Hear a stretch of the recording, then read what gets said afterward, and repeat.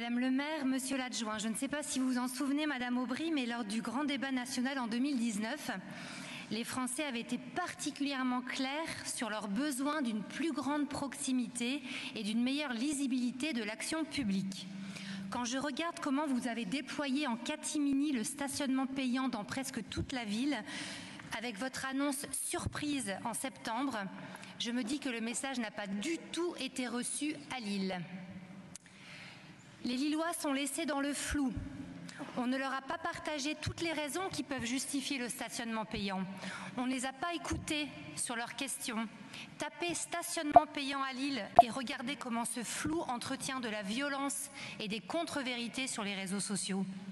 Le plus dommage, c'est que l'ADEME vient de sortir une étude qui dit que les Français sont de plus en plus mûrs pour changer leurs usages de la voiture, pour peu qu'on les associe à ces changements. Mais non, ici, à Lille, on préfère laisser le bouche à oreille et le temps qui passe faire son ouvrage, et puis les gens finiront bien par s'adapter. Mais débourser 25 € par mois pour se garer en bas de chez soi, c'est pas rien. Changer ses habitudes quand on vient travailler, se garer tous les matins à Lille, c'est carrément une petite révolution. Ce sera certainement, Madame Aubry, l'un des changements les plus emblématiques de votre mandat. Et c'est super flou. Un véritable jeu de piste pour s'y retrouver. Quant à la surprise générale, j'insiste, je vous rappelle que ça n'était pas dans votre programme municipal. Quant à la surprise générale, vous annoncez le passage de presque tous les quartiers en payant il y a quelques mois, alors que seuls les résidents du Vieux-Lille et du centre y sont habitués. Bonjour à tous, Madame le maire, monsieur l'adjoint. Il était question de démarrer le 1er janvier. Et puis finalement, la rumeur parle de mai ou peut-être avril, enfin on ne sait pas vraiment. Ne pas avoir concerté les habitants, c'est un choix politique. Nous n'aurions pas fait le même. Mais ne pas les informer... Sur les retraites, vous ne pourriez pas faire ne pas les un référendum. informer, Madame Aubry, on parle de retraite, non, moi je vous parle de stationnement payant. Alors, vous avez décidé de ne pas concerter les habitants sur ce grand changement, c'est un choix.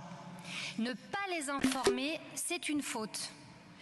Ces questions, beaucoup se les posent, alors entendez-les. Léa, étudiante à Vauban, je ne comprends rien.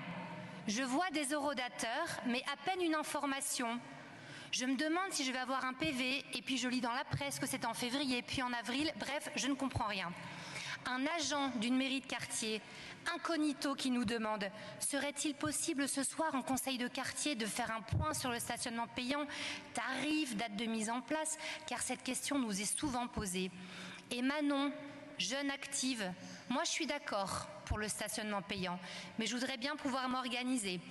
On reçoit tout le temps des mails sur tout et rien, et là on ne pourrait pas recevoir un calendrier clair avec la date de mise en œuvre et de dépôt du dossier. Et puis Pauline, une habitante à Oisem, je ne sais pas comment ça va se passer dans mon cas parce que la carte grise est au nom de mes parents. Je ne sais pas ce qui se passe dans mon cas. Je sens que je vais passer aux oubliettes et que je ne pourrai pas déposer de dossier. Et puis je passe sur le coup de tonnerre pour les salariés de la métropole. Rien n'a été fait pour les aider à se préparer. Et puis je passe sur le fait que c'est l'incompréhension sur les délimitations exactes et le zonage. Alors non, nous ne referons pas le débat ce soir. On a juste quelques propositions, humblement, Madame Aubry, pour accompagner ce changement important dans la vie des gens.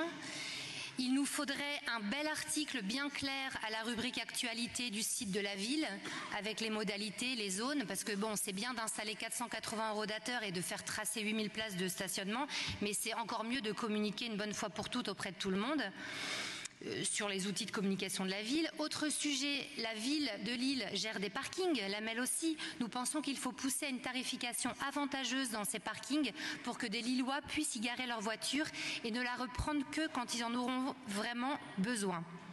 Et puis, il n'y a pas que les Lillois dans la vie, il n'y a pas que les Lillois dans la ville. C'est un sujet qui nous importe, nous, à faire respirer Lille. Alors certes, eux ne votent pas, mais nous sommes la ville-centre, la ville-capitale, nous avons une grande responsabilité. À quand une campagne d'information auprès des métropolitains qui sont découragés de venir à Lille? Les parkings de l'Esplanade, pour ne citer que, sont à moitié vides en semaine.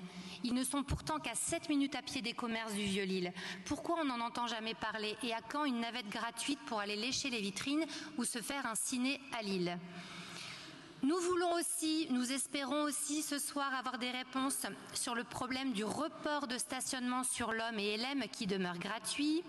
Les secteurs de Fifcaille et de Ratec vont être envahis de voitures ventouses.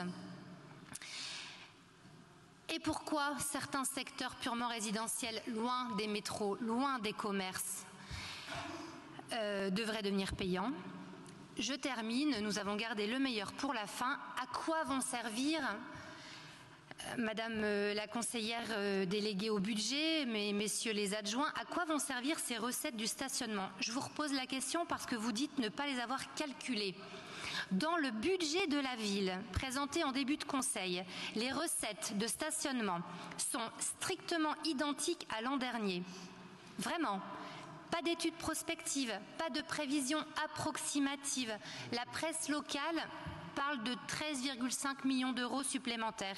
Votre silence, je ne dis pas qu'ils ont raison, ils font comme ils peuvent pour chercher les informations. Votre silence alimente la croyance que vous ne passez au payant que pour faire de l'argent, que ça n'est là qu'une nouvelle et énième taxe. Très bon argument pour les populistes en embuscade. Vous n'expliquez pas combien ça va coûter en machines et en agents, vous n'expliquez pas combien ça devrait rapporter et encore moins la réduction des émissions de gaz à effet de serre espérée. Bref, nous nous abstiendrons sur cette délibération. Et il y a eu pas mal de citations ce soir, alors je me lance avec Jean de La Fontaine. Avec Jean de La Fontaine, j'ai très envie de vous dire, vous n'avez écouté personne, j'en suis fort aise, et bien informé maintenant, nous vous en remercions.